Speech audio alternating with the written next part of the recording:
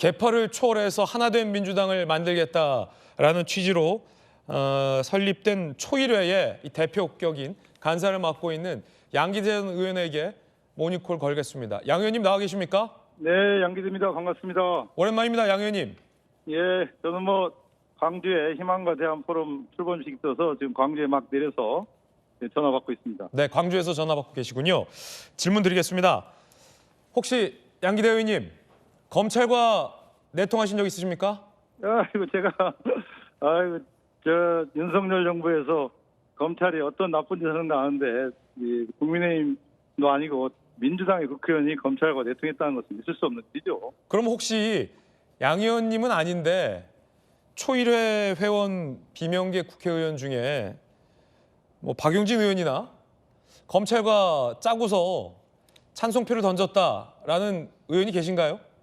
저는 그런 얘기를 한 번도 들어본 적도 없고 정말 저는 근거 없는 또 터무니없는 얘기라고 생각합니다. 왜냐하면 네. 그 당시에 체포동의안 포결은 무기명 비밀투표에서 예. 본인이 공개하지 않으면 알 수 없는 그런 상황이었습니다. 그런데 그런 것을 이 대표가 본인의 여러 가지 추론과 추측에 의해서 그렇게 검찰과 내통했다고 몰아붙이는 것은 그것은 당시 동료 의원들에 대한 정말 인격 모독이고 또 심대한 명예훼손이라고 저는 생각하고 있습니다. 예. 양 의원님, 워낙 그 상황이 민감한 상황이라 한 번만 더 여쭤봐도 될까요? 혹시 검찰과 내통하신 적 없으십니까?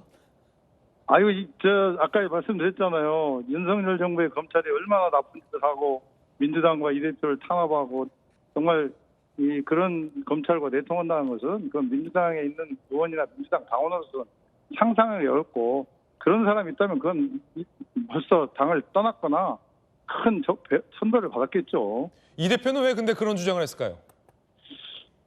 저는 이재명 대표가 이 체포동의안 문제가 아마 본인한테는 깊이 그동안 마음에 두고 있었고 앙금이 계속 남아 있었던 것 같아요. 네. 그래서 이번에 이런 주장이 그냥 단순한 우발적 발언인지 또 어떤 정치적 의도를 갖고 한 것인지는 좀 시간이 지나면 저는 알 거라고 생각합니다. 다만 네. 지금 윤석열 대통령 탄핵과 함께 내란을 종식시키고 정권 교체를 해야 하는 민주당과 이재명 대표의 입장에서 왜 이 시기에 이런 분열적 발언을 했을까? 이게 과연 당과 이 대표에게 도움이 될까 하는 그런 의문은 듭니다. 예.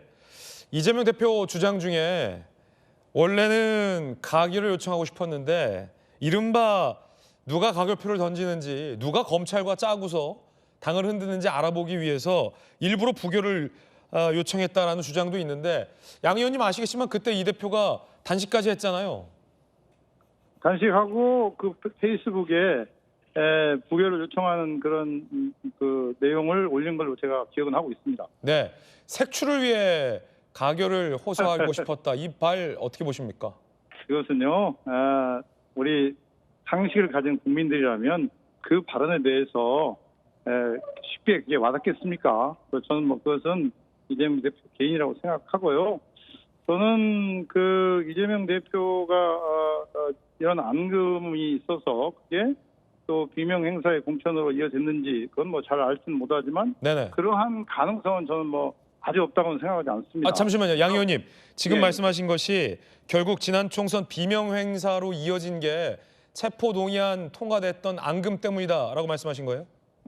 그 앙금이 전적으로 있다고 저는 생각하지 않고요. 다만 이 대표가 심중에 그런 생각을 갖고 있었다면 네. 전체적으로 지난 총선 공천 과정에서 어떤 형태로든지 조금이라도 작용했지 않을까 그런 그것도 제 추론이죠. 그런 생각을 합니다.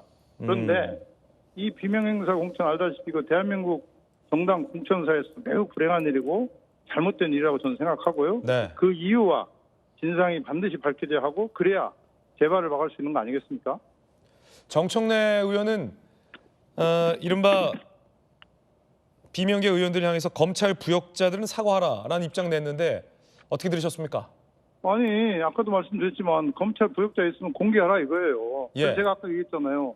민주당 의원이 검찰과 내통해서 검찰에 부역을 했다면 그건 천벌을 받을 일이고 준엄히 심판을 받고 또 당과 국민으로부터 뭔가 책임을 져야 한다는 저는 생각을 하고 있습니다.